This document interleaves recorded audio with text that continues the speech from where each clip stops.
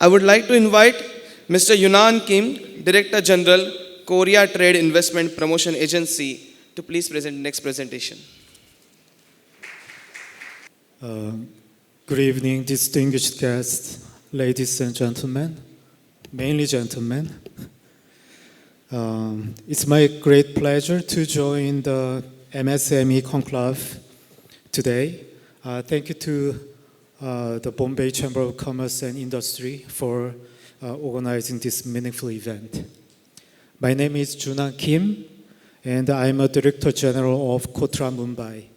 Today, I'd like to share some thoughts on opportunities for Korea-India cooperation, especially for MSMEs. First of all, when I was told that I had only 10 minutes to explain such a complex topic, I realized this presentation would need Korean semiconductor level efficiency. Otherwise, please forgive me if it turns into a K-drama with slow motion scenes, emotional background music, and longer ending than expected. Actually, GPT said it's a really good joke, but nobody laughed at this. Anyway, so let me give you the conclusion first to save the time. If you want to find business opportunities between Korea and India, it is a very good idea to stay close to organizations like KOTRA, KOIMA, and India Trade Promotion Organizations.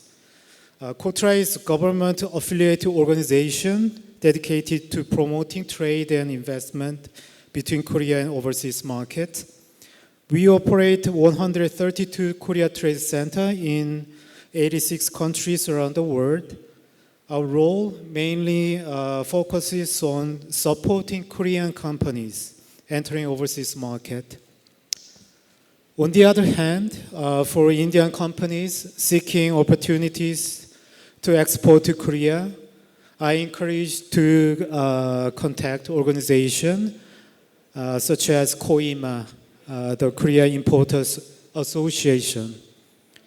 KOIMA has around 8,000 member companies and plays an important role in connecting overseas exporters with Korean importers. Now let's look at the evolving global landscape. Today, world is changing faster than ever before. There are three major drivers of change, I think. First, climate change. It is creating frequent natural disasters, food and energy security concerns, and inflationary pressure. Second, demographic change. Many countries, including South Korea, we are facing aging population and declining birth rate. That's why we are making the humanoid. Third, disruptive technology. It can change everything, such as AGI. These three factors together are reshaping the global economic order. As a result, we are witnessing supply chain restructuring, geopolitical competition, and industrial policy competition in critical industries. In this environment, agility and partnership have become more important than ever.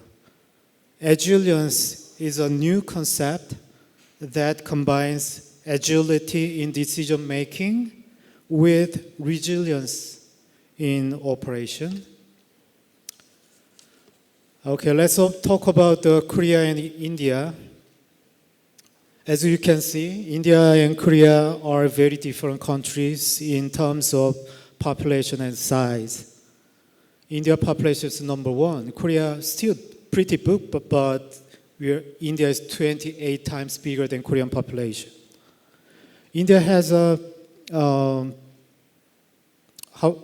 India is more than 30 times larger than Korea in land area. However, Korea has built strong competitiveness in manufacturing, exports, and global trade networks. our trade volume is slightly bigger than India. How it can possible? Because Korea currently has 23 FTAs with 60 countries, covering around 85% of global GDP. Although Korea is physically small, but its economic territory is remarkably large. Meanwhile, India is rapidly emerging as one of the world's most important manufacturing and consumption markets. So in many ways, Korea and India complement each other very well. Currently, the bilateral trade between Korea and India is around $25 billion.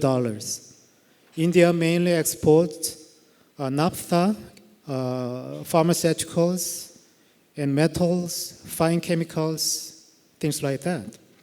And then auto parts too.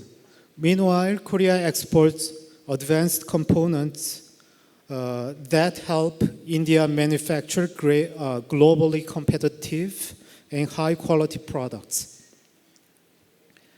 I believe the potential is much bigger.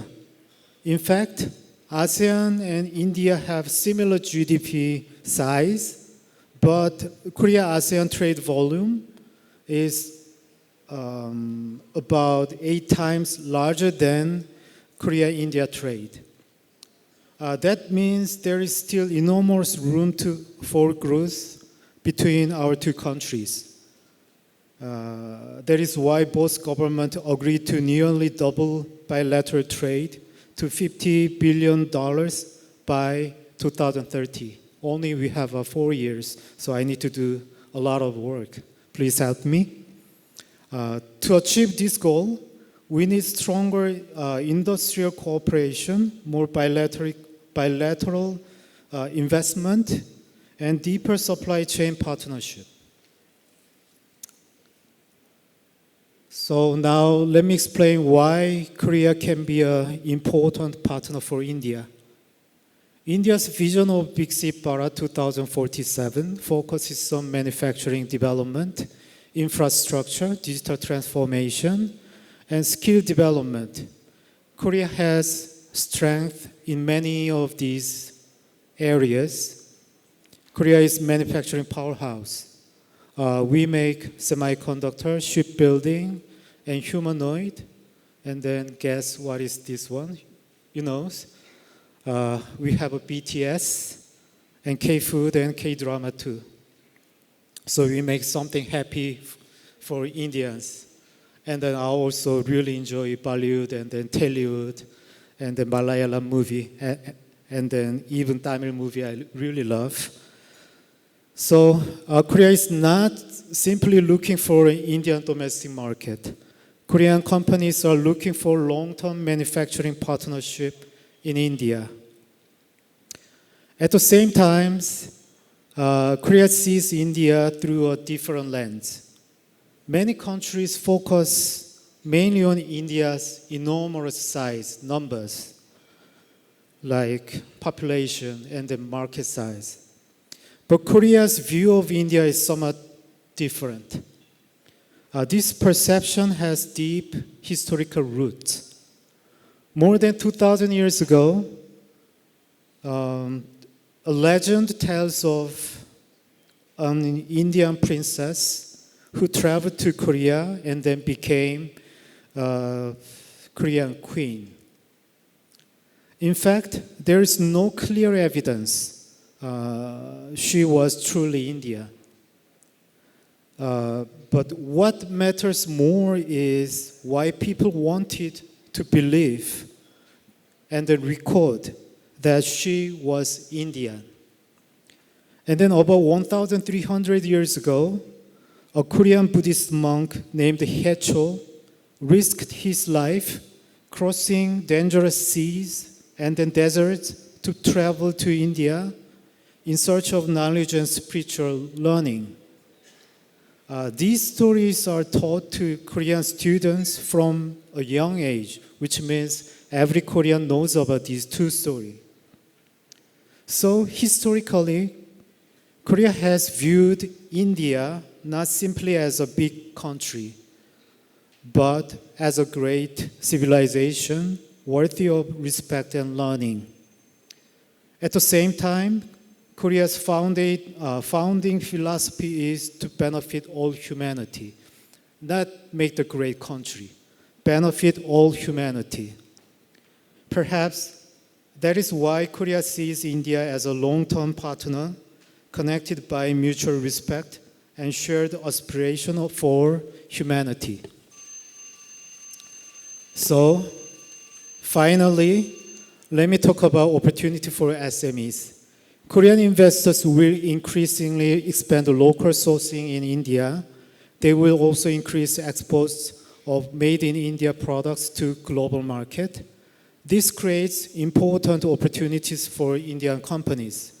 However, Indian companies should not think only about domestic demand. The future opportunity is global manufacturing. India has one unique advantage shared only by a few countries such as US and then China. It is economies of scale, which we don't have. With scale comes cost competitiveness. If Indian company can combine India's scale with Korean manufacturing technology, quality management, and global networks, together we can build globally competitive products and supply chains. That is real opportunity before us today. Thank you very much for your attention.